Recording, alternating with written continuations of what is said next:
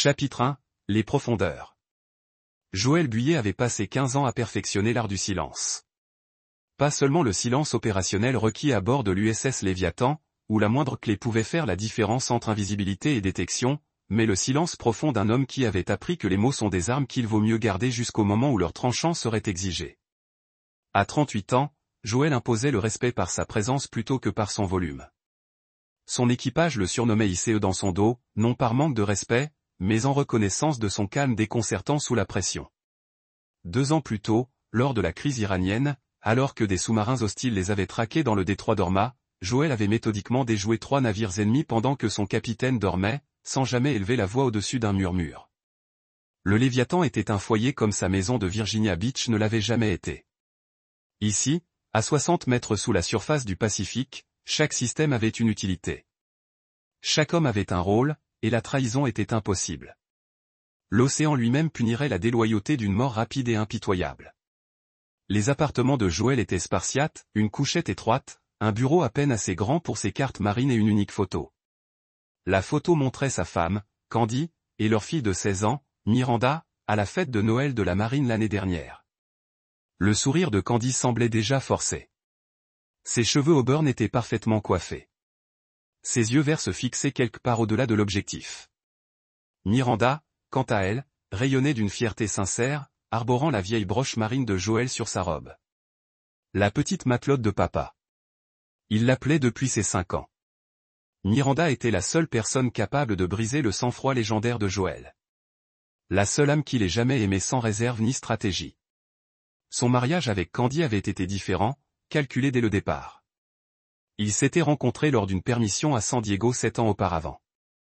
Elle était belle, charmante et ambitieuse, travaillait comme agent immobilier et rêvait de plus grandes choses. Joël reconnaissait son type, quelqu'un qui considérait le mariage comme une ascension sociale, et non comme un partenariat. Mais elle était aussi magnétique, le genre de femme qui faisait tourner les têtes et suscitait l'envie. Pour un homme qui avait passé des mois sous l'eau, avoir une telle épouse à terre était comme un trophée gagné. Leur cour fut brève, presque professionnelle. Candy admirait son rang et ses possibilités de promotion. Joël appréciait ses qualités sociales et sa façon de gérer leur foyer pendant ses longs déploiements. L'amour, s'il existait, était plus pratique que dévorant. Miranda changea tout. Dès l'instant où Joël prit sa fille nouveau-née dans ses bras, il comprit ce que les gens voulaient dire par amour inconditionnel. Elle devint son ancre à la surface. La raison pour laquelle il comptait les jours jusqu'à sa permission à terre, le visage qui lui revenait à l'esprit lors des patrouilles les plus longues et les plus sombres. 3 semaines après le début de leur déploiement, Joël examinait les signaux sonars lorsque l'officier de communication Preston Nolan s'approcha avec une hésitation inhabituelle. « Monsieur. » La voix de Preston exprimait une tension étrange. « Communication prioritaire pour vous. Urgence personnelle. » La température de Joël baissa de 2 degrés. Sa réaction physique à une crise potentielle s'était développée au fil des années de service sous-marin. Il suivit Preston jusqu'au poste de communication, remarquant que le jeune officier évitait le contact visuel. La ligne cryptée grésilla lorsque Joël décrocha le combiné. Ici le capitaine de corvette Buyer. La voix de Joël Candy, mais quelque peu fausse. Plus aiguë, presque essoufflée. Dieu merci. Il faut que tu saches que Miranda est à l'hôpital. État critique. Les mots résonnèrent comme des grenades sous-marines. Lointain mais dévastateur. Que s'est-il passé? Accident domestique. Traumatisme crânien. Joël. C'est grave. Vraiment grave. Les médecins. Sa voix se brisa. Mais sous les sanglots, Joël détecta quelque chose que son oreille exercée ne parvenait pas à identifier. Le capitaine Stuart Barr se matérialisa à côté de lui, ayant écouté le canal d'urgence. « Fiston, nous sommes en eau trouble. Impossible de faire surface avant 3 jours minimum. » « Compris, monsieur. » La voix de Joël resta ferme, même si son monde basculait. « Candy, j'ai besoin de détails. Comment est-ce arrivé ?» La ligne transmettait les bruits ambiants de l'hôpital, les bips des moniteurs, des conversations lointaines. Puis la voix de Candy, de nouveau, mais pas dirigée vers le téléphone. Dieu merci, son lâche de père n'est pas là pour compliquer les choses. Joël serra le combiné plus fort. Les mots étaient clairement audibles, destiné à quelqu'un d'autre dans la pièce. Avant qu'il puisse répondre, une nouvelle voix se joignit à l'appel. « Monsieur, ici le docteur Elias Davison. Votre fille a été retrouvée inconsciente avec un grave traumatisme crânien. Nous surveillons l'évolution de son édème cérébral, mais les prochaines 48 heures sont cruciales. » Retrouvée? Où a-t-elle été retrouvée? Le bruit de fond changea et Joël entendit une troisième voix. Une voix officielle. La voisine a vu quelqu'un quitter sa maison. Il passait chaque instant libre dans ses quartiers à fixer la photo de Miranda et à repasser cet appel téléphonique. Plus il analysait les paroles et le ton de Camp, plus les incohérences apparaissaient. Preston Nolan entra sans frapper, un privilège que Joël n'accordait qu'à l'officier des communications en cas d'urgence. « Monsieur, un autre appel. Votre femme encore. » Joël le suivit jusqu'aux communications, remarquant l'écartement de l'équipage à son passage. L'état de Miranda s'était répandu, et les équipages de sous-marins étaient comme des petites villes. Chacun savait ce que chacun faisait. Candy. La voix de Joël resta calme. Joël, Dieu merci. Miranda était stable, mais toujours inconsciente. Les médecins disent que sa voix avait le même souffle étrange qu'avant. Écoute, il y a autre chose. Stanley Pearson, de votre ancienne unité, a appelé pour dire qu'il voulait t'aider pendant cette période difficile. Le sang de Joël s'est emballé. Stanley Pearson, un homme avec qui il avait servi 5 ans auparavant, avant sa promotion et sa mutation. Pearson avait été renvoyé de la marine pour conduite inconvenante, notamment pour avoir tenté de séduire des épouses d'officiers lors de déploiements. Le simple fait que Candy connaisse le nom de Stanley a déclenché des signaux d'alarme dans l'esprit tactique de Joël. Je ne me souviens pas vous avoir donné les coordonnées de Stanley. Il m'a trouvé sur les réseaux sociaux. Il voulait m'apporter son soutien. Un autre silence, puis la voix de Candy, de nouveau, non adressée au téléphone. Ne vous inquiétez pas, il est encore sous l'eau pour 2 jours. Cette fois, Joël en était certain. Candy pensait que la ligne était coupée ou déconnectée. Elle parlait à quelqu'un d'autre. Quelqu'un qu'elle rassurait sur sa localisation et sa disponibilité. Candy, qui est avec vous? Quoi? Oh, juste le personnel de l'hôpital. Joël, je dois y aller. Le médecin veut faire d'autres examens. Attendez, je veux reparler au docteur Davison. Il n'est pas disponible. Je rappellerai demain. La ligne a de nouveau été coupée, mais cette fois Joël était prêt. Il avait enregistré la conversation sur son appareil personnel. Une habitude prise lors des briefings des services de renseignement. Preston s'attardait à proximité, manifestement désireux de le réconforter, mais hésitant sur la manière d'aborder son supérieur, notoirement réservé. Preston, j'ai besoin d'une faveur. Personnel, pas opérationnel. Bien sûr, monsieur. Contactez votre frère, celui qui travaille à la police de Virginia Beach. J'ai besoin d'informations concernant un rapport d'incident déposé il y a 3 jours. Mon adresse? Discrètement. Preston hocha la tête, conscient de la gravité de la situation. Marcus, le frère de Joël, était un détective ayant des relations au sein des forces de l'ordre de Virginia Beach. 6 heures plus tard, Preston revint avec un document imprimé qui cristallisa les soupçons de Joël en une certitude absolue. Le rapport d'incident était succinct, mais révélateur. Miranda Buyer, 16 ans, retrouvée inconsciente dans sa chambre par sa mère. Traumatisme crânien compatible avec une chute dans les escaliers. Sa mère, Candace Buyer, déclara être au travail lors de l'incident. Aucun témoin, aucune trace d'effraction, mais la déclaration du voisin, enfouie dans les rapports complémentaires, racontait une histoire différente. Madame Jennifer Ball, 67 ans, rapporta avoir vu un homme quitter le domicile de l'acheteur environ 30 minutes avant l'arrivée de l'ambulance. Description, homme caucasien, d'environ 40 ans, de corpulence moyenne, conduisant une camionnette bleue. Joël recoupa la description avec ses archives mentales sur Stanley Pearson. L'âge, la corpulence et le type de véhicule correspondaient parfaitement. Sir Preston attendait les ordres. Envoyez un message à votre frère. J'ai besoin de tout ce qu'il peut trouver sur Stanley Pearson. Adresse actuelle, immatriculation du véhicule, antécédents professionnels, tout. Monsieur, nous sommes encore à 2 jours du port. Je sais exactement combien de temps il nous reste.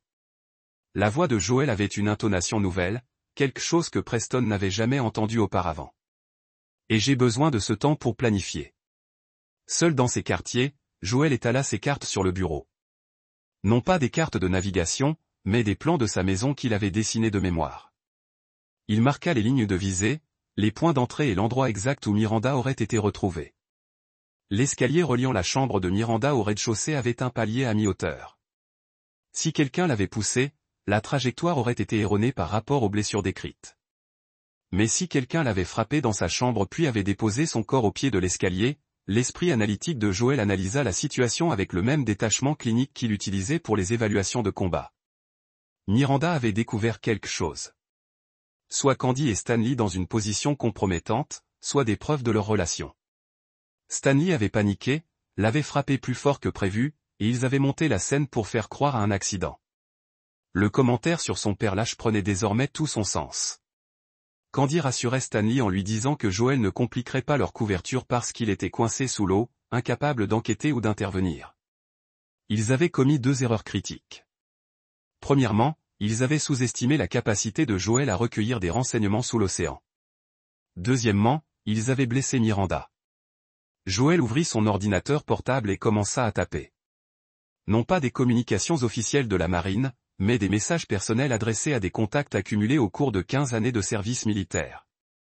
Des hommes qui lui devaient des faveurs. Des hommes qui partageaient son code sur la famille et la loyauté.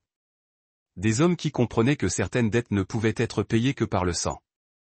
Lorsque le Léviathan ferait surface à San Diego, Joël aurait des actifs en place, une surveillance sur Candy et Stanley, des dossiers financiers, des antécédents professionnels, des faiblesses et des vulnérabilités personnelles. L'océan avait appris à Joël la patience, la précision et la valeur d'une force écrasante appliquée au moment opportun.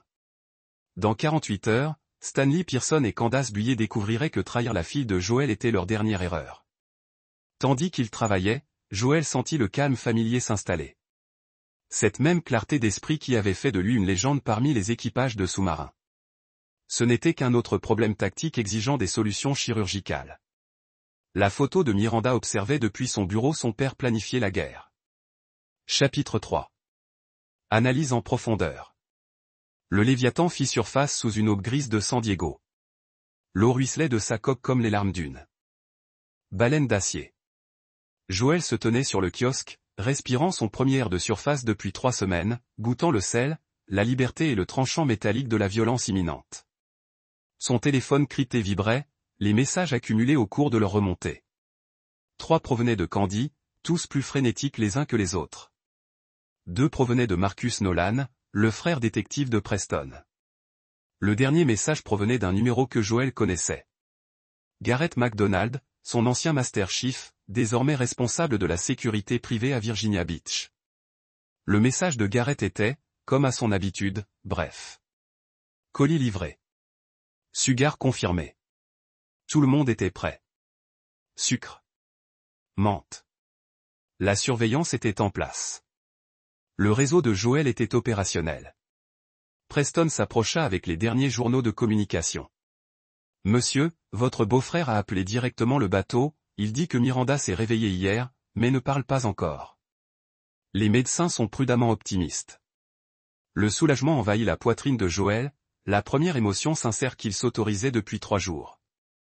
Miranda était vivante, consciente, et allait probablement se rétablir complètement. Mais le fait qu'elle ne parle pas suggérait un traumatisme au-delà des blessures physiques. Elle avait vu quelque chose, s'en souvenait. Le téléphone de Joël sonna. Candy appelait pile à l'heure. Joël, Dieu merci, tu es de retour à la surface. Quand rentres-tu à la maison? Départ ce soir. Comment va Miranda? Mieux. Elle est réveillée maintenant et les médecins pensent qu'elle se rétablira complètement. Quel soulagement! La voix de Candy exprimait une émotion sincère pour la première fois depuis le début. Instinct maternel peut-être, ou peur que sa fille se souvienne de détails gênants. Je veux lui parler. Elle est encore un peu défoncée. Peut-être quand tu rentreras, ma puce. La voix de Joël baissa vers la caisse. Son équipage connaissait l'autorité absolue de la menthe. Passe ma fille au téléphone tout de suite. Un silence, puis des bruissements. La voix de Miranda retentit. Faible, mais incontestablement la sienne. Papa. Ce seul mot faillit briser le sang-froid de Joël. « Salut, petit marin. Comment te sens-tu ? » « Fatigué. J'ai mal à la tête. » Un silence. « Papa, il s'est passé quelque chose. »« Je sais, ma puce. On parlera quand je rentrerai. »« Bon, repose-toi. » Maman dit que je suis tombé dans les escaliers, mais la voix de Miranda s'éteignit car le téléphone avait clairement été confisqué. Elle est épuisée, dit Candy de retour en ligne. Les médicaments la rendent confuse. Le médecin dit que les problèmes de mémoire sont normaux avec un traumatisme crânien, mais Joël avait entendu ce qu'il voulait.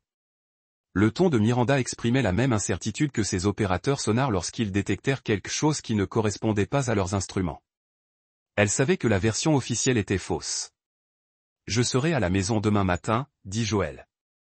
Ne laissez personne d'autre venir avant mon arrivée. » Bien sûr. Joël, je suis vraiment désolé que cela soit arrivé pendant ton absence. Je regrette de ne pas avoir été là pour l'empêcher. Joël raccrocha sans répondre.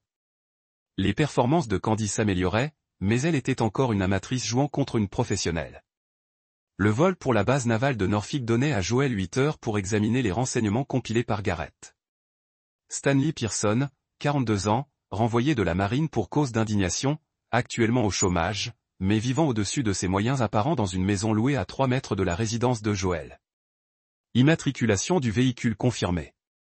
Pick-up Chevrolet bleu, plaque d'immatriculation correspondant partiellement à la description du voisin. Plus intéressant encore était la chronologie que Garrett avait reconstituée grâce aux caméras de sécurité et aux antennes relais. Le téléphone de Stanley avait alerté les antennes relais près de la maison de Joël 17 fois au cours du mois précédent, toujours pendant le déploiement de Joël. Le schéma suggérait des visites régulières, et non des rencontres fortuites. Mais la preuve la plus accablante était photographique. L'équipe de surveillance de Garrett avait filmé Stanley quittant le domicile de Joël le matin de l'accident de Miranda, environ 25 minutes avant que Candy n'appelle les secours. Son expression était clairement visible, panique, culpabilité et peur. Joël étudia la photo tandis que son avion descendait vers Norfolk. Stanley Pearson ressemblait comme 2 gouttes d'eau à ce qu'il était, un homme qui venait de commettre une erreur catastrophique et espérait désespérément échapper aux conséquences. Il était sur le point d'apprendre que Joël Buyer ne laissait jamais les conséquences au hasard. Garrett retrouva Joël à l'aéroport, un homme imposant, aux mains et aux yeux marqués par les cicatrices, qui avait trop combattu pour se faire des illusions sur la nature humaine. Des situations pires que ce que nous pensions, dit Garrett sans préambule en se dirigeant vers sa voiture. Votre femme a été prudente, mais pas assez. Les relevés financiers montrent qu'elle paie le loyer de Stanley depuis 3 mois. Reçu de cartes de crédit. Vous les avez rassemblés dans des hôtels lors de vos déploiements. Depuis combien de temps? Autant que je sache. 6 mois minimum. Peut-être plus. Joël assimila ces informations comme des données tactiques. La trahison était importante, bien établie et apparemment suffisamment sûre d'elle pour qu'ils deviennent imprudents. Cet excès de confiance serait leur perte. Que pensez-vous de la situation de Miranda? Le visage de Garrett s'assombrit. Elle les surprit. Elle prit une demi-bouteille. Stanley paniqua. Il la frappa plus fort qu'il ne le voulait. Puis ils mirent en scène la chute. Si votre fille n'avait pas survécu, elle. La voix de Joël portait la finalité d'une torpille. Et elle se souviendra de tout. Alors qu'il roulait vers Virginia Beach, Joël exposa son plan. Il était complet, impitoyable et parfaitement légal, du moins en apparence. Joël avait appris des meilleurs commandants de sous-marins que les attaques les plus efficaces étaient celles que l'ennemi n'avait rien vu venir. Lorsque Candy et Stanley se rendirent compte qu'ils étaient attaqués, il serait bien trop tard pour se défendre. Joël Buyer rentrait chez lui, fort de 15 ans d'entraînement militaire, d'expertise tactique et d'une impitoyabilité soigneusement cultivée. La guerre allait commencer. Chapitre 4. Invasion de domicile. La maison de Joël était exactement telle qu'il l'avait laissée 3 semaines plus tôt.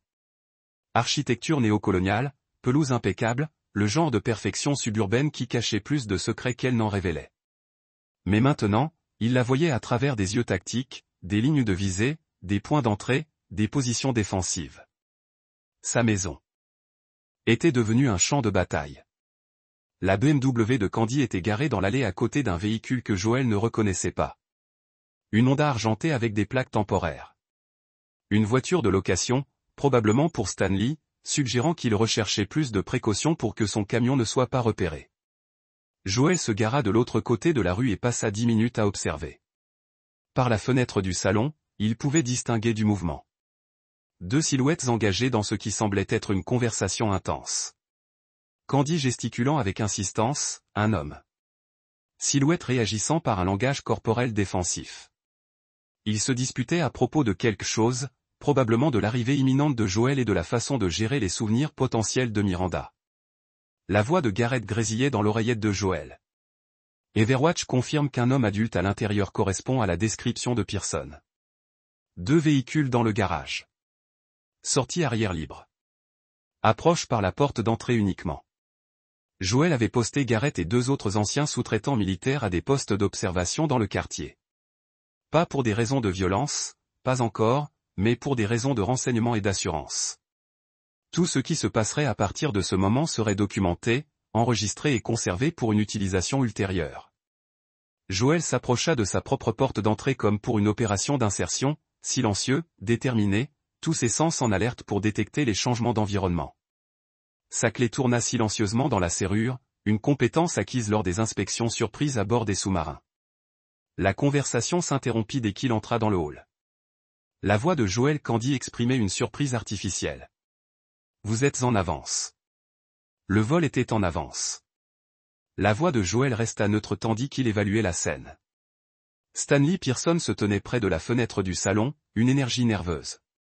Sa posture rayonnait. Il était exactement comme Joël se le rappelait. Taille moyenne, mince de taille, le genre d'homme qui comptait sur son charme parce qu'il manquait de substance. Stanley.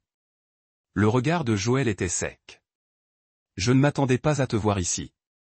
Je voulais t'apporter mon soutien pendant cette période difficile. La voix de Stanley exprimait une certaine désinvolture. Candy et moi avons servi ensemble lors des événements sociaux de la base. Nous sommes amis. Joël remarqua le langage soigneusement neutre. Aucune allusion à une relation personnelle. Aucune indication d'intimité. Ils avaient répété cette rencontre. Quelle attention. Où est Miranda? Elle se repose à l'étage, dit rapidement Candy. Ordre du médecin. Il ne faut pas la déranger. Je serai doux. Joël se dirigea vers l'escalier du pas régulier d'un homme habitué à commander. Ni Candy ni Stanley ne tentèrent de l'arrêter. Trop évident, trop révélateur de leur désespoir pour contrôler l'accès à Miranda. La chambre de Miranda était sombre, les rideaux tirés contre le soleil de l'après-midi. Elle était allongée dans son lit, éveillée mais fixant le plafond avec là le regard vague de quelqu'un qui digère encore un traumatisme. Dis donc, petit marin. La voix de Joël s'adoucit tandis qu'il s'asseyait près de son lit. Miranda se tourna vers lui et Joël vit une intelligence derrière l'épuisement. Sa fille réfléchissait, se souvenait, et essayait de reconstituer les fragments d'une expérience brisée. Papa. Sa voix était plus forte qu'au téléphone. Je suis contente que tu sois rentré. Moi aussi. Comment te sens-tu? Mieux, mais Miranda jeta un coup d'œil vers la porte, puis se pencha plus près. Maman dit, je suis tombée dans l'escalier, mais je me souviens d'être dans ma chambre. Je me souviens des voix qui se disputaient en bas, puis de descendre voir ce qui n'allait pas. Joël garda une expression neutre pendant que son esprit tactique traitait cette information. De quoi te souviens-tu en descendant? Maman et un homme étaient dans le salon. Ils étaient proches. Trop proches. J'ai dit quelque chose et un homme s'est mis en colère. Il m'a attrapé le bras et j'ai essayé de m'écarter. La voix de Miranda s'est affaiblie. C'est alors que tout est devenu noir. Chaque détail confirmait l'analyse tactique de Joël. Miranda les avait surpris. Stanley avait paniqué et l'avait frappé. Puis il l'avait déplacé au pied de l'escalier pour étayer leur histoire. Miranda, ceci est important. Te souviens-tu du visage de cet homme? Je crois que oui. Il avait les cheveux noirs, un peu potelés. Je l'avais déjà vu. Il était passé quand tu étais déployé. Le regard de Miranda s'est soudain éclairci. Papa a menti sur ce qui s'était passé, n'est-ce pas? Joël sentit ses derniers doutes s'évaporer. Sa fille de 16 ans avait fourni un témoignage oculaire qui détruirait complètement la supercherie de Candy et Stanley. Oui, elle l'a fait. Mais nous allons arranger ça. Joël serra la main de Miranda. J'ai besoin que tu te reposes maintenant, mais demain nous aurons des conversations importantes avec des gens qui voudront entendre exactement ce dont tu te souviens. Suis-je en danger? Non, ma puce.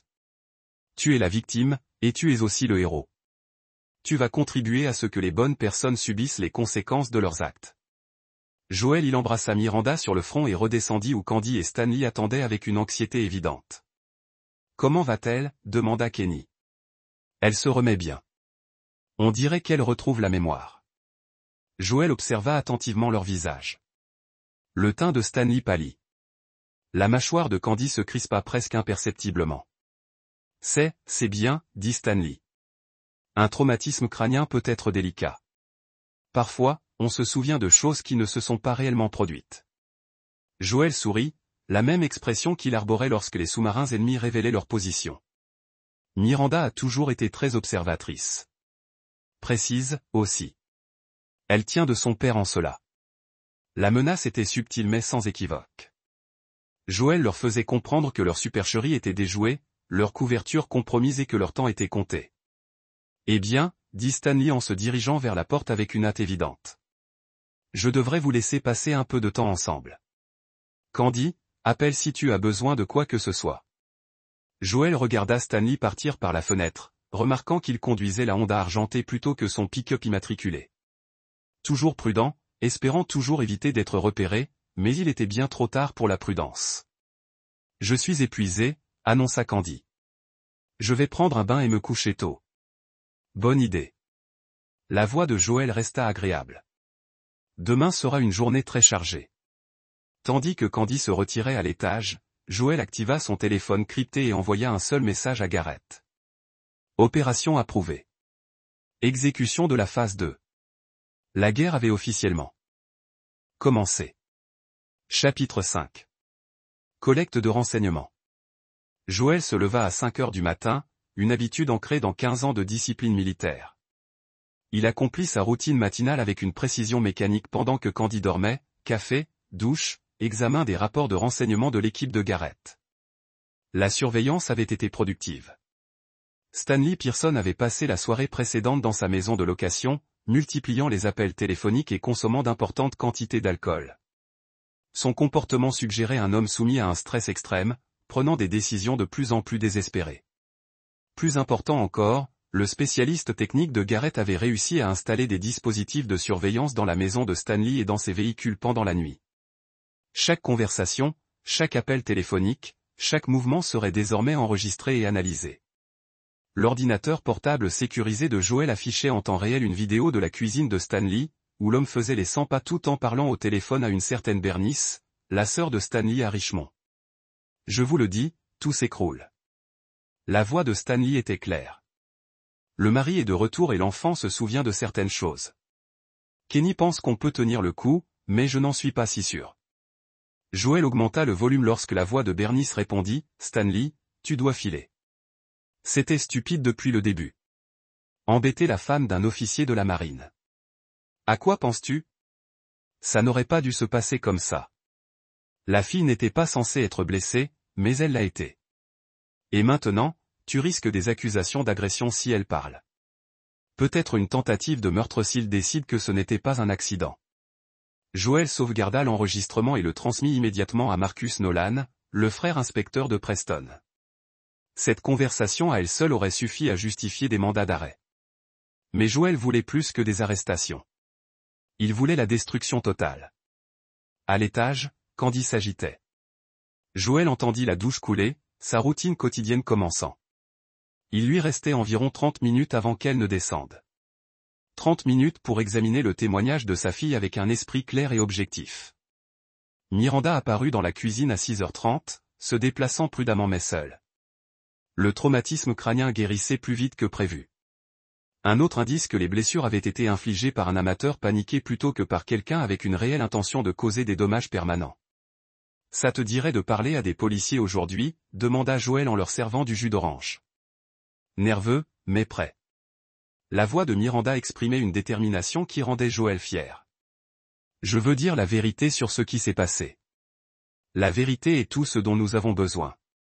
Candy apparut 20 minutes plus tard, vêtue d'un tailleur impeccable, portant son portefeuille immobilier, maintenant les apparences normalement. J'ai 3 visites aujourd'hui. Elle annonça à Miranda de rester à la maison et de se reposer. Joël, tu pourrais peut-être prendre un congé pour l'aider à se rétablir. C'est déjà prévu. Je resterai près de chez moi pour le moment. Quelque chose dans le ton de Joël fit hésiter Candy, son sourire immobilier vacillant légèrement. Elle commençait à sentir que la dynamique avait changé, qu'elle perdait le contrôle de la situation. Tant mieux. La famille doit rester unie dans les moments difficiles. Après le départ de Candy, Joël passa 2 appels. Le premier était destiné à l'inspecteur Elias Davison. Pas le médecin de l'hôpital, mais l'associé de Marcus Nolan au sein de l'unité spéciale d'aide aux victimes de la police de Virginia Beach. Davison était spécialisé dans les affaires de violence conjugale et familiale, avec une expertise particulière dans les situations d'accidents mis en scène. Le second appel était destiné au lieutenant Roberto Marx, ancien directeur de Joël et actuel avocat chez Jalcor. Roberto avait quitté le service actif pour exercer le droit civil, tout en conservant son habilitation de sécurité et ses relations au sein de la justice militaire. Les 2 hommes ont convenu de se retrouver chez Joël cet après-midi-là pour interroger Miranda et examiner les preuves rassemblées par Garrett. Joël a passé la matinée avec sa fille, l'aidant à préparer l'interrogatoire tout en recueillant des renseignements supplémentaires sur les antécédents de Stanley. Le portrait qui en est ressorti était celui d'un homme au comportement prédateur envers les épouses de militaires, aux prises avec des problèmes financiers et aux antécédents de violence face aux conséquences de ses actes. À 14 heures, l'inspecteur Davison et l'avocat Mark sont arrivés simultanément, suivis par la camionnette de surveillance banalisée de Garrett. Le salon de Joël s'est transformé en centre de commandement avec matériel d'enregistrement, documents juridiques et communication tactique. L'interrogatoire de Miranda a été dévastateur pour la défense de Candy et Stanley. Elle a décrit la scène avec des détails cliniques. Sa mère serrant dans ses bras un homme qu'elle avait reconnu lors de précédentes visites, sa confrontation avec lui, la réaction violente de Stanley et sa certitude que la chute dans l'escalier avait été mise en scène après sa perte de connaissance. Il s'agit d'une agression classique visant à dissimuler un adultère, a conclu Davison. Avec les preuves de surveillance et les enregistrements téléphoniques, nous avons plusieurs chefs d'accusation. Quel est le calendrier des arrestations? Joël demanda, je peux obtenir des mandats d'arrêt d'ici demain matin, mais je veux me coordonner avec le parquet pour maximiser les charges. Il ne s'agit pas seulement d'agression. Soir, Candy et Stanley découvriraient que leur crédit avait été détruit, leur emploi était interrompu et leurs actifs figés, en attente. Le sous-marin avait fait surface et Joël Acheter apportait tout le poids de son réseau contre les personnes qui avaient osé blesser sa fille. Chapitre 6, Station de combat. L'arrestation s'est produite à l'aube, synchronisée avec une précision militaire. Le détective Davison a emmené Stanley dans sa maison de location tandis qu'une unité séparée a arrêté des bonbons à son bureau immobilier. Joël a observé les 2 opérations du centre de commandement mobile de Garrett, regardant sa femme et son amant apprenaient que leur monde s'était effondré pendant la nuit.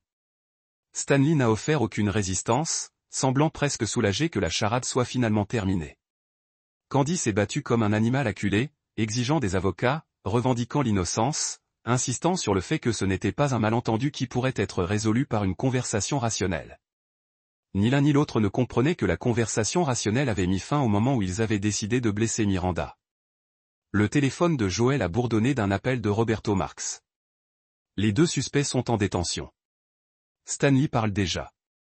Apparemment, il veut conclure un accord.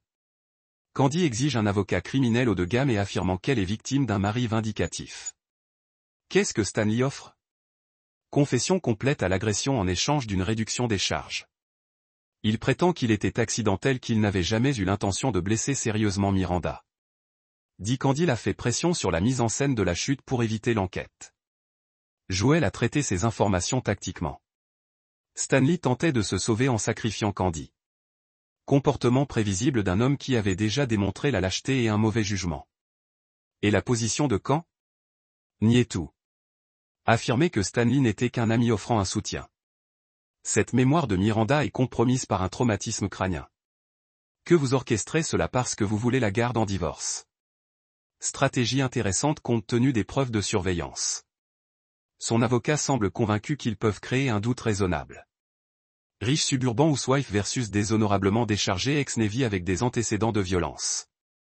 La sympathie du jury pourrait la favoriser s'il pouvait discréditer le témoignage de Stanley. Le sourire de Joel était prédateur.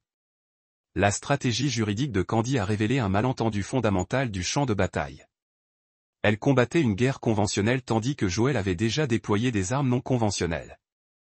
Roberto, quelle est la peine maximale possible si les deux sont condamnés pour toutes les accusations? Stanley regarde 8 à 12 ans. Peut-il en obtenir 5 à 8, peut-être plus si nous pouvons prouver le complot et la préméditation? Pas assez. Joel, c'est une peine de prison substantielle. La prison est temporaire. Ce que j'ai prévu est permanent. Joel a déconnecté et activé la phase 3 de son opération. Au cours des 6 heures suivantes, une campagne soigneusement orchestrée détruirait la capacité de Stanley et Candy à reconstruire leur vie après l'incarcération. Premièrement, la guerre des médias sociaux. Le cyberspécialiste de Garrett a déclenché une version coordonnée de preuves sur plusieurs plateformes. Des images de sécurité de Stanley quittent la maison de Joel. Enregistrements audio de sa confession à sa sœur. Dossiers financiers montrant les paiements de Candy à Stanley. Dossiers médicaux documentant les blessures de Miranda. En quelques heures, l'histoire était devenue virale. L'affaire de l'épouse de la marine mène à l'assaut de la fille. Les stations d'information locales ont repris l'histoire, suivies de points de vente régionaux, puis de la couverture nationale. La société immobilière de Candy a immédiatement mis fin à son emploi pour éviter l'association avec le scandale. Les rares amis et membres de la famille de Stanley ont commencé à se distancier publiquement. Deuxièmement, destruction financière. Les contacts militaires de Joel comprenaient des spécialistes de la guerre économique, des hommes qui ont compris comment démanteler la vie financière de quelqu'un sans quitter les empreintes digitales. Candy a découvert que ses cartes de crédit avaient été annulées, ses comptes bancaires figés, en attente d'enquête et ses licences professionnelles suspendues.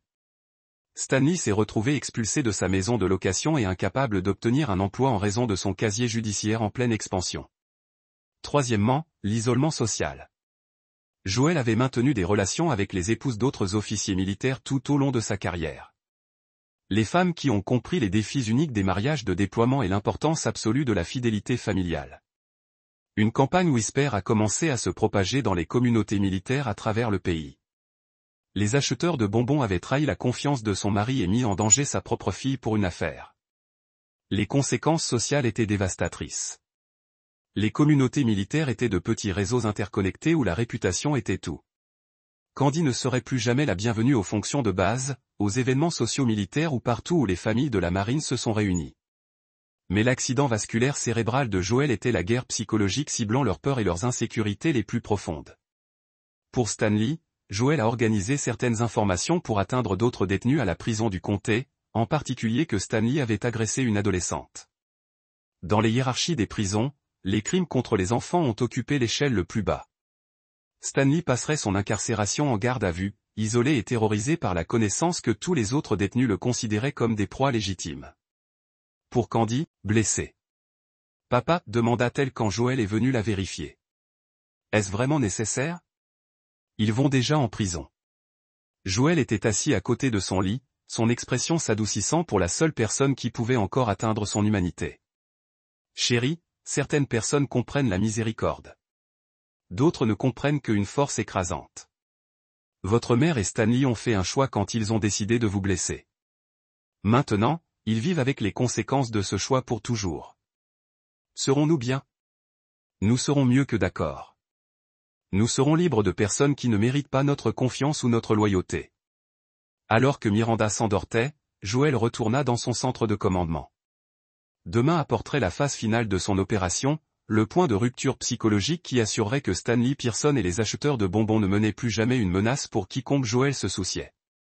Le commandant de sous-marin avait complètement fait surface et ses ennemis étaient sur le point de découvrir que la capacité de Joel acheteur de patience stratégique n'était égalée que par sa capacité de vengeance sans pitié. Chapitre 7, Assaut complet.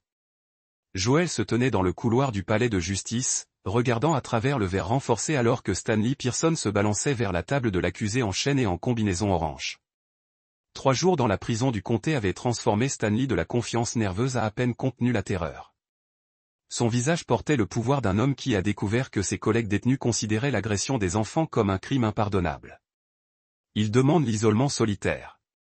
Le détective Davison a informé Joel affirme que d'autres prisonniers le menacent. Qu'avez-vous dit? Cette garde de protection est gagnée, pas garantie. Il doit démontrer une coopération de bonne foi avec notre enquête. Le sourire de Joel ne portait aucune chaleur. Le désespoir de Stanley était exactement où Joel le voulait.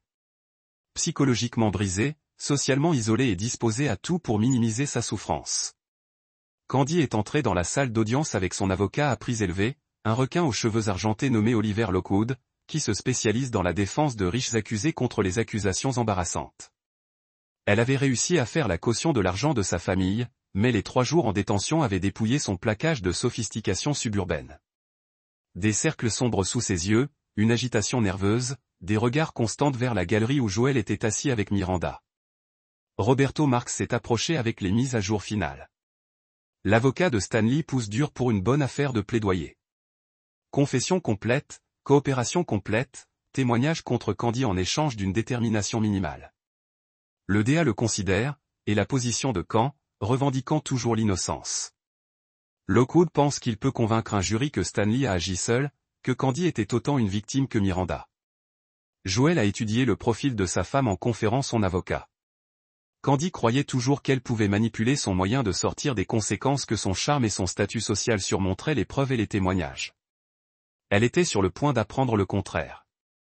Votre honneur, le procureur a commencé, l'État a des preuves supplémentaires qui ont été révélées depuis l'arrestation de l'accusé. Joel a regardé Garrett entrer dans la salle d'audience portant une boîte de preuves scellée. À l'intérieur se trouvaient des enregistrements, des photographies et des documents financiers qui effaceraient tout doute restant sur la culpabilité de Caen. Le procureur a activé un affichage numérique montrant des enregistrements bancaires. Madame Buyer soutient financièrement Monsieur Pearson depuis 6 mois, payant son loyer, ses services publics et ses dépenses personnelles totalisant plus de 15 000 $. De plus, les enregistrements de téléphone portable affichent 347 appels entre les défendeurs pendant le déploiement du lieutenant-commandant Bayer. Le visage de Candy s'est épuisé de couleur alors que chaque élément de preuve détruisait ses affirmations d'innocence. Le soutien financier a prouvé la préméditation. Les enregistrements téléphoniques ont démontré un complot en cours. Ensemble, ils ont peint un tableau de la trahison calculée plutôt qu'une faiblesse momentanée. En outre, le procureur a poursuivi, nous avons des images de surveillance du quartier de l'accusé montrant le véhicule de Monsieur Pearson à la résidence de l'acheteur à 17 occasions distinctes au cours du mois dernier, toujours pendant les heures d'ouverture, lorsque les acheteurs de Madame auraient dû être au travail. L'avocat de Stanley leva désespérément la main. Votre honneur, mon client souhaite accepter officiellement l'offre de plaidoyer de l'État et fournir un témoignage complet. Monsieur Pearson. Le juge a demandé, comprenez-vous que vous agitez votre droit à vous juger et que vous acceptez de témoigner contre votre codéfendeur? La voix de Stanley était à peine audible. Oui, votre honneur. Je veux dire la vérité sur ce qui s'est passé. Joel a regardé l'expression de Candy comme son amant la trahissait publiquement. Choc, rage, désespoir et enfin une sorte de reconnaissance brisée que son monde soigneusement construit était en désintégration. Le témoignage de Stanley a été complet et dévastateur. A révélé que Candy a suggéré la mise en place de la chute pour éviter une enquête. Le témoignage a créé une chaîne de preuves incassable. Toute la portée de sa situation. S'il vous plaît, nous pouvons résoudre ce problème. J'ai fait des erreurs, mais je n'ai jamais voulu que Miranda se blesse. Vous avez choisi Stanley sur Miranda au moment où vous l'avez laissé entrer dans notre maison. Vous l'avez choisi à nouveau lorsque vous avez organisé votre accident. Vous l'avez choisi au-dessus de notre famille depuis des mois. La voix de Joel n'a jamais dépassé le niveau conversationnel. Maintenant, vous vivez avec ces choix. Alors que le procès a repris, Joel a ressenti la satisfaction du commandant sous-marin dont les torpilles avaient trouvé leur cible. Stanley et Candy seraient tous deux des phrases maximales, mais plus important encore, ils feraient face à une destruction sociale qui les suivrait pour le reste de leur vie. Le jury a délibéré pendant moins de 2 heures avant de rendre des verdicts coupables à tous les chefs d'accusation. Stanley a reçu 12 ans pour voie de fait, complot et faux reportage. Candy a reçu 15 ans pour les mêmes accusations, plus un temps supplémentaire pour la mise en danger des enfants et le complot en vue de commettre une fraude à l'assurance. Mais la vraie victoire de Joel n'était pas les peines de prison. C'était la connaissance que lorsque Stanley et Candy sont finalement retournés dans la société, ils trouveraient un monde où tout le monde savait exactement ce qu'ils avaient fait pour les acheteurs de Miranda et sa famille. La justice, a expliqué Joël, n'était pas une question de punition. Il s'agissait de garantir que la trahison a conduit des conséquences permanentes. Chapitre 8. Terre brûlée. 6 mois après le procès, Joël se tenait dans la coquille vide de ce qui avait été le bureau immobilier de Candy, regardant les travailleurs retirer les dernières traces de son ancienne vie. Le nouveau locataire du bâtiment, une entreprise de cybersécurité appartenant à l'un des associés de Garrett, rénovait complètement l'espace. Miranda a attendu dans la voiture à l'extérieur, ne nécessitant plus de supervision constante, mais préférant toujours rester près de son père lors de ses dernières opérations de nettoyage. Son rétablissement physique avait été remarquable, mais la guérison psychologique prendrait plus de temps. La confiance, une fois brisée, a été reconstruite lentement et sélectivement. Le téléphone de Joël a bourdonné d'une mise à jour de Roberto Marx. L'audience de la libération conditionnelle de Pearson Agnier. Possibilité la plus ancienne maintenant 2035. Appel de Candy rejeté par la Cour suprême de l'État. Les deux défendeurs ont officiellement épuisé toutes les options juridiques. Joël a enregistré le message et transmis des copies de son réseau de renseignement. Le sort juridique de Stanley et Candy a été scellé, mais la campagne de Joël s'était toujours étendue au-delà de la salle d'audience. La prison avait complètement brisé Stanley. Les contacts de Garrett à l'intérieur du système correctionnel ont rapporté que Stanley avait passé la majeure partie de son temps en garde à vue, avait tenté de se suicider 2 fois et a montré des signes de détérioration psychologique sévère. Il purgerait probablement sa phrase complète isolément, émergeant comme un homme brisé incapable de reconstruire une vie significative. Candy s'était avérée plus résiliente, en maintenant son innocence et en tentant d'organiser d'autres détenus derrière les revendications d'inconduite du procureur. Mais ses efforts ont été compromis par le simple fait que tout le monde, les gardes, les détenus et le personnel savaient exactement ce qu'elle avait fait à sa propre fille. La trahison maternelle était universellement méprisée, même en prison. Plus important encore, la campagne externe de Joël avait assuré que les deux défendeurs étaient confrontés à l'exil social permanent. Leurs noms sont apparus sur des dizaines de sites web dédiés à la documentation des crimes contre les enfants. Leurs photographies et leurs détails de condamnation ont été conservés dans des bases de données qui seraient découvertes par tout futur employeur, propriétaire ou partenaire potentiel. Joël avait également discrètement contacté la famille élargie de Candy, les parents, les frères et sœurs, les cousins, leur fournissant une documentation complète de ces crimes. La famille avait répondu en la baissant officiellement, en la retirant des testaments et des fiducies, et indiquant clairement qu'elle ne recevrait aucun soutien à sa libération. La situation de Stanley était encore pire. Sa sœur, Bernice, dont la conversation enregistrée avait fourni des preuves cruciales, avait changé son nom et avait déménagé à travers le pays pour échapper à l'association avec ses crimes.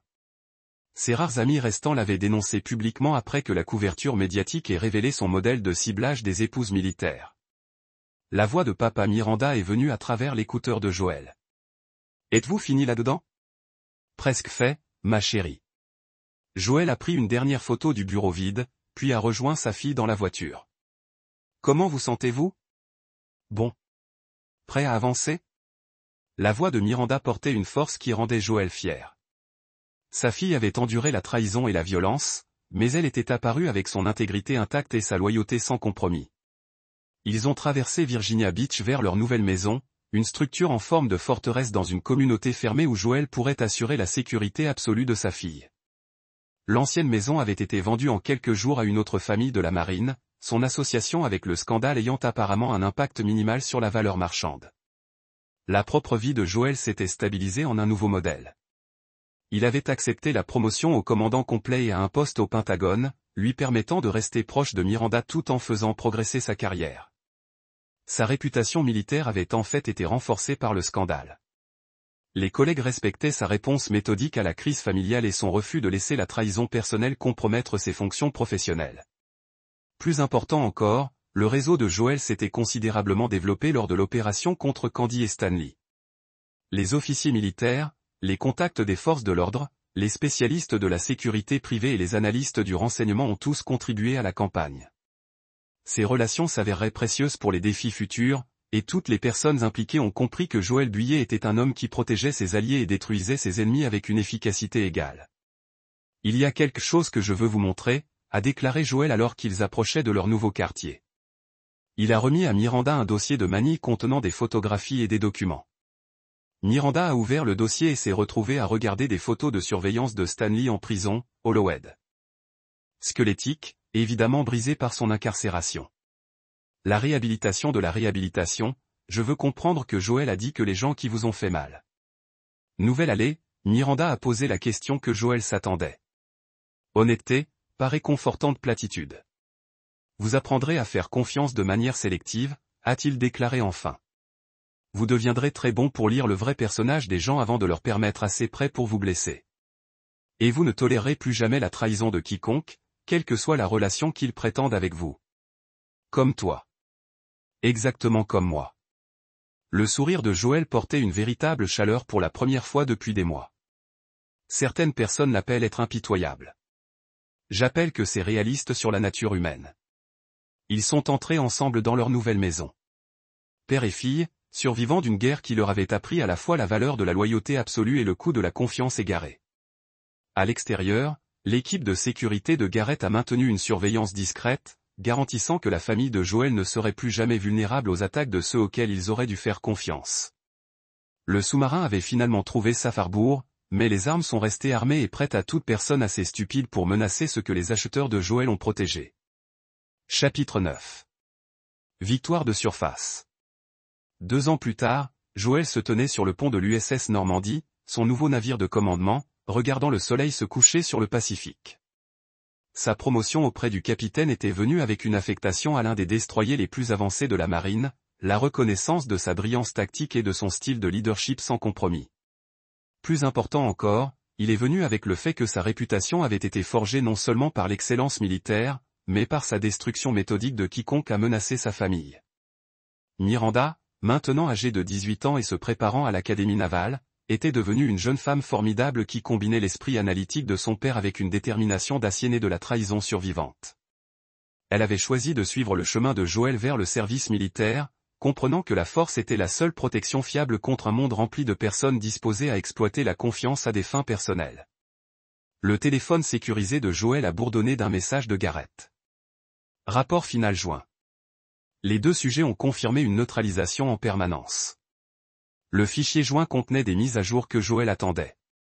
Stanley Pearson était décédé en prison il y a 6 mois, officiellement de complications liées à la malnutrition chronique et aux blessures auto-infligées, mais plus précisément de la destruction psychologique que Joel avait orchestrée.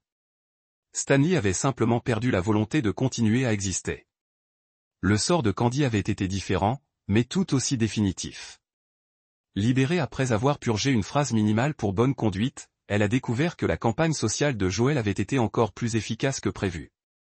Incapable de trouver un emploi, un logement ou une acceptation sociale partout aux États-Unis, elle avait tenté de reconstruire sa vie au Mexique. La tentative a échoué catastrophiquement. Les contacts internationaux de Joel se sont développés au cours des années de déploiement militaire ont garanti que le casier judiciaire de Candy et les détails de ses crimes l'ont suivi à travers les frontières. Elle est décédée dans un accident de voiture à l'extérieur de Tijuana, conduisant ivre après avoir perdu son dernier appel pour l'asile et la protection.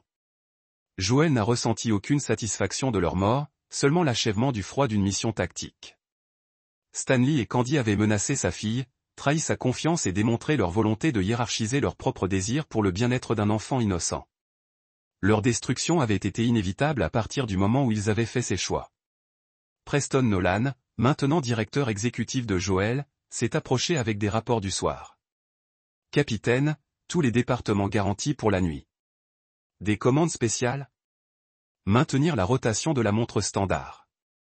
Je serai dans mes quartiers examinant les exercices de formation de demain. Les quartiers de Joel à bord de la Normandie étaient encore plus spartiates que sa cabine sous-marine. Une couchette étroite, un bureau pour les graphiques et les communications et une seule photographie. Miranda dans son uniforme de l'académie, souriant avec la fierté confiante de quelqu'un qui comprenait sa propre force. Joel a ouvert son ordinateur portable et a examiné les rapports de renseignement de son réseau croissant de contacts. Des officiers militaires dont les épouses ont été ciblées par des prédateurs comme Stanley. Les responsables de l'application des lois qui ont compris l'importance de protéger les familles des militaires. Des spécialistes de la sécurité privée qui ont partagé la philosophie de Joel sur les solutions permanentes aux problèmes récurrents. Au cours des 2 dernières années, Joel avait aidé tranquillement dans 17 situations similaires. Des conjoints infidèles qui avaient mis en danger leurs enfants. Des criminels civils qui ont ciblé les familles des militaires pendant les déploiements. Prédateurs financiers qui avaient exploité la solitude et l'isolement des épouses militaires. Dans chaque cas, Joël avait fourni des conseils tactiques, des liens sur les ressources et une planification stratégique pour garantir que les menaces étaient neutralisées complètement et en permanence. Son réseau était devenu une organisation informelle mais très efficace dédiée à la protection des familles des militaires de ceux qui exploiteraient leurs services et leurs sacrifices. Aucune de ces opérations n'avait nécessité de violence. La réputation de Joël était désormais suffisante pour que la plupart des menaces soient traitées lorsqu'ils ont appris son implication. Le mot avait répandu dans les communautés militaires que les acheteurs du capitaine Joël étaient un homme qui protégeait ses alliés avec la même précision méthodique qu'il avait utilisée pour détruire ses camarades de classe. Ont demandé ce qui est arrivé à maman et à Stanley. Il y a encore des articles de presse en ligne et des gens sont curieux. Que leur dites-vous? La vérité. Qu'ils ont choisi de trahir notre famille et de m'agresser et qu'ils font face aux conséquences appropriées pour ces choix. Comment les gens réagissent-ils? La plupart sont favorables. Les familles des militaires comprennent que la loyauté n'est pas négociable, mais quelques-uns semblent penser qu'il est allé trop loin, que tout le monde mérite les deuxièmes chances et le pardon. Joël a soigneusement considéré sa réponse. Sa fille était assez âgée pour comprendre les implications philosophiques de ses choix, suffisamment mûrie pour prendre ses propres décisions concernant la miséricorde et la justice. Miranda, que pensez-vous des deuxièmes chances? Je pense que les deuxièmes chances sont gagnées par un véritable comportement de repentir et de changement. Je pense que certaines actions comme l'agression de la fille de votre amant pour couvrir l'adultère démontrent des défauts de caractère qui ne peuvent pas être réformés. La voix de Miranda portait le même détachement clinique que Joël a utilisé lors des évaluations tactiques. Je pense que maman et Stanley ont obtenu exactement ce qu'ils méritaient. Et les gens qui critiquent ce poste, ils n'ont jamais été trahis par quelqu'un en qui ils ont entendu faire complètement. Ils ne comprennent pas que certains ponts une fois brûlés ne peuvent jamais être reconstruits. Joël a ressenti une profonde satisfaction écoutant l'analyse de sa fille. Miranda avait hérité de son esprit stratégique, mais plus important encore, elle a appris la leçon cruciale selon laquelle la survie a nécessité la capacité d'identifier et d'éliminer les menaces sans sentiment ni hésitation. Je suis fier de toi, dit Joël simplement. J'ai appris des meilleurs. Après la fin de l'appel, Joël est revenu à ses rapports du soir, mais son esprit est resté concentré sur une image plus large. Miranda obtiendrait son diplôme de l'académie dans 2 ans, commencerait sa propre carrière militaire et finirait par relever ses propres défis avec loyauté et trahison. Quand ce moment est venu, elle serait préparée. Elle comprendrait que merci était un luxe réservé à ceux qui l'avaient gagné, que la confiance a été accordée de manière sélective et retirée en permanence lors de l'abus, et que la seule protection fiable contre la trahison était la capacité démontrée de représailles écrasantes. Joël avait passé 4 ans à transformer sa tragédie personnelle en une victoire complète. Stanley et Candy étaient morts. Miranda était en plein essor. Sa propre carrière avait progressé au-delà de ses plus grandes attentes, et son réseau d'alliés était devenu une force capable de protéger les familles des militaires dans toute la marine. Debout sur le pont de son destructeur, en regardant des étoiles émerger dans le ciel obscurcissant, les acheteurs du capitaine Joël ont compris qu'il avait réalisé quelque chose que peu d'hommes avaient jamais réussi. Victoire absolue sur ceux qui avaient osé menacer ceux qui la protégeaient. Le sous-marin avait non seulement fait surface, mais était devenu le navire amiral d'une flotte dédiée à la garantie de la trahison transportait des conséquences rapides, impitoyables et permanentes. Dans les profondeurs du Pacifique, les acheteurs de Joël avaient trouvé sa paix, non pas par pardon ou la réconciliation, mais par l'annihilation complète de ses ennemis et la sécurité absolue de ceux qui l'aimaient. Certaines guerres se sont terminées par des traités et des compromis. D'autres se sont terminées par la victoire totale et le silence permanent de ses ennemis. Joël avait choisi sagement. Et là, vous l'avez. Une autre histoire prend fin.